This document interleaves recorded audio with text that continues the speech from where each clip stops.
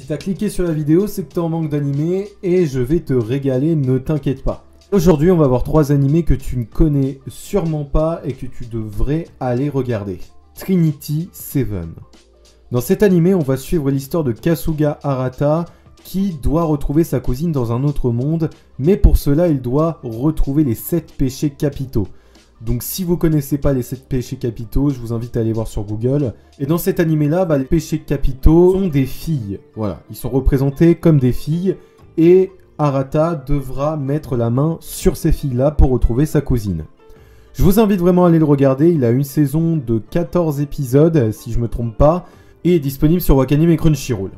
Assassin's Pride. Dans cet animé, pour avoir du mana, il faut faire partie d'une famille noble, donc ce mana-là, il va servir à combattre des monstres.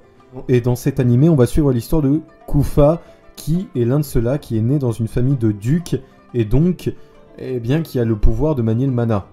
Donc il est chargé de s'occuper d'une fille, qui a du nom de Melida, qui n'a, pour l'instant, aucune compétence à maîtriser le mana. Et pourtant, elle vient d'une famille noble, même voire très noble.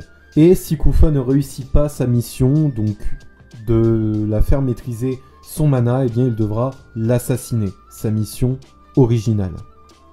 Je vous invite vraiment à le regarder, c'est vraiment un truc qui est plutôt plein de secrets et plein d'émotions. Et franchement, il m'étonnera toujours ce vieux Kufa. Enfin bref, une saison de 12 épisodes, je vous invite vraiment à le regarder, disponible sur Wakanim et Crunchyroll. Seiken Tsukai no World Break. Alors là, on va se retrouver dans une académie du nom de Akan, qui est un lycée privé qui réunit les sauveurs de l'humanité. Donc c'est ceux qui possèdent des capacités liées au souvenir d'une vie passée. Là, on parle d'une réincarnation. Alors, il y a 2 types de catégories dans ce lycée. Il y a les Shirogane, dont le corps peut générer une arme, et les Kuroma, qui maîtrisent la magie. Et vous vous doutez bien que notre cher protagoniste, il va pas maîtriser qu'une seule de ces techniques, il va maîtriser les 2. Le nom de ce protagoniste, c'est Moroha Aimura, qui va intégrer donc ce lycée. Et c'est la première personne de l'histoire de l'humanité qui sait utiliser les 2 techniques simultanément. Mais vous oubliez un détail, c'est qu'il a oublié ses souvenirs passés. Alors ne vous inquiétez pas, il va faire face à son destin et retrouver ses souvenirs peu à peu en retrouvant le nom qu'il avait à l'époque.